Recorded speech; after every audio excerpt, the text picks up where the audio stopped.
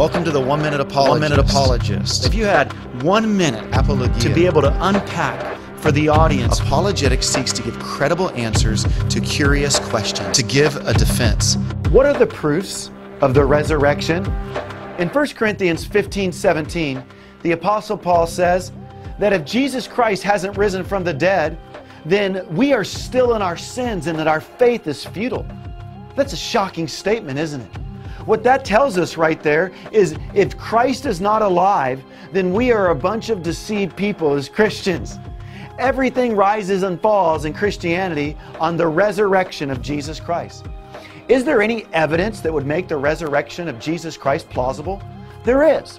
First of all, the very fact that women were the first to observe the empty tomb. That's a very significant truth for us. Why is that? Because in the Greco-Roman world, in the way that the Jews in particular perceived women, you would understand that if somebody was trying to fabricate the resurrection story, they would not have women showing up at the empty tomb.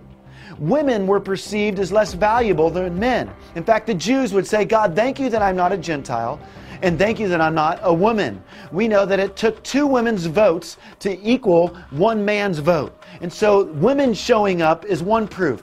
Another proof of the resurrection is prophecy. We know that Jesus Christ said, destroy this temple, and 3 days later, I will raise it back up, speaking of his body.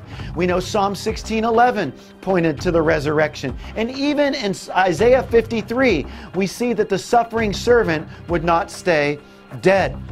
Moreover, the empty tomb, nobody has been able to discover the body of Jesus Christ.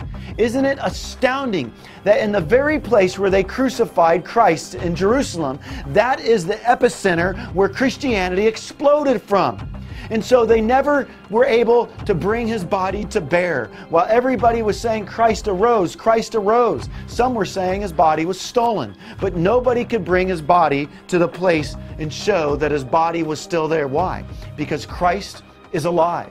More than that, we have post-resurrection appearances where he appeared to people on several different occasions, including his brother James. More than that, he appeared to 500 people at one time. Some will say, you know what? They were hallucinating. Well, listen, 500 people hallucinating at once? Sometimes it's just easier to believe the truth than it is to make up a myth. And then finally, life change. Think of the Apostle Paul. He was on the Damascus road getting ready to go and arrest Christians for believing in Jesus Christ. And the Spirit of God arrested him as he saw the resurrected Christ.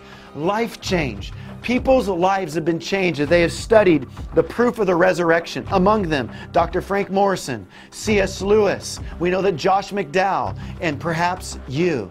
Jesus Christ is alive. He has risen. He has risen indeed.